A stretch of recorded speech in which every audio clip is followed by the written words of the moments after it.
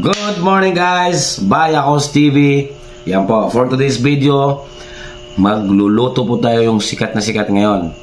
Yung bully fruits. Alam niyo po bang bully fruits? Sa mga hindi pa nakakaalam, okay? Please watch this video. Tapusin niyo po para makilala niyo ano po yung bully fruits na sinasabi ko. Yan po guys, rare fruits po yan dito sa Pilipinas mo lang makikita. Please watch the videos.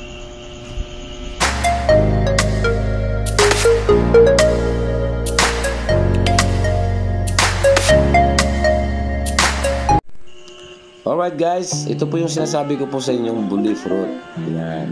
Sa mga millennials, siguro hindi nila alam to kung anong prutas to o nakakain ba to. Ito po itong parang puno po ng niyog na malalaki ng sanyog. Yan, ganyan po sa right side yung dalawa na yan. Yan, ganyan po yung bully fruits po mga lodi.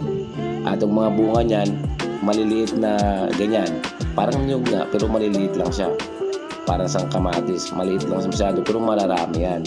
So ipapakita ko ngayon sa inyo kung paano po lulutuin yan. So una na po, magpakulo lang po kayo sa kawali ng siguro mga isang basong tubig o 3/4 lang o kalahati, depende po sa dami. So ganyan po, nagpapakulo po tayo ng tubig ngayon. So nakikita nyo, nang kumulo na siya, nilagyan ko siya ng brown sugar. Brown sugar lang kasi ang mostly ginagamit ko kasi mas healthy yung brown sugar kasi sa white sugar, diba? So antayin lang po natin kumulo at i-caramelize lang po natin yung sugar at nang medyo malapot-lapot. Yan, nakita nyo naman. Tinatry, tinetest natin kung medyo malapot na siya o medyo dry na siya. Pag okay na, ilagay na po natin yung bully fruits. Yan. So parang niyog nga lang siya talaga guys, na mga maliliit na niyog. Susungkitin mo lang doon sa laman na kulay green niya, sa balat niya. Susungkitin mo lang yun doon. Bali 1 kilo po yan guys na binili ko. Tinry ko po yan para lang po makita po ninyo kung paano po lutuin yan. At so mga nakakaalam lang po yung mga 80s, mga 90s yan. Kami mga part namin nasa mga elementary pa kami na nakakain na kami yan. Charla. Okay guys, yan. Basta ganyan lang po gagawin nyo, magpakulo kayo, tapos lalagyan nyo ng brown sugar. At mga ilang 2 minutes, 1 minute, ika-caramelize mo lang yung sugar bago mo ilagay dyan, bago nyo ilagay yung bully fruit na yan. So habang kumukulo-kulo na siya, siyempre maya-maya, te-test mo siya kung medyo malambot na siya. Kasi para lang talaga siyang, ang lasa kasi nito guys, para lang pong nata di coco, para sang buko yung lasa nito. Napakasarap, masarap din po siyang hindi lutuin, pero mas masarap talaga pag lutuin mo siya ganyan.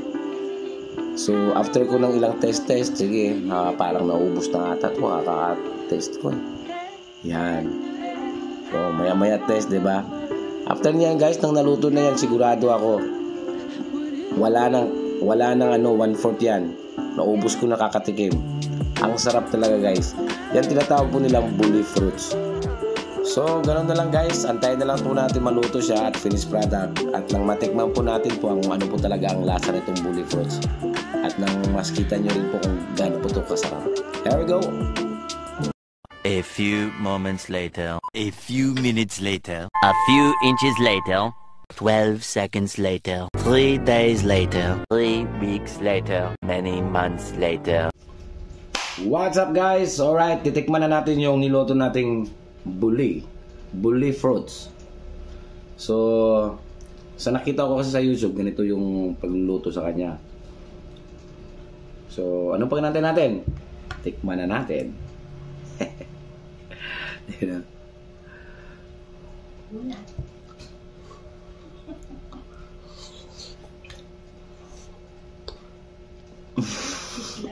Init ma?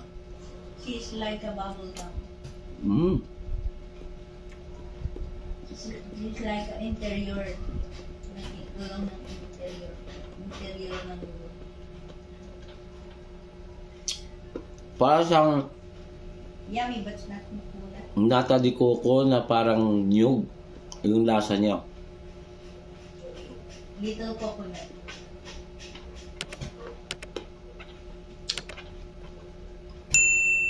Masarap siya, medyo chewy. Pero okay. Sarap. Para talaga siyang siya.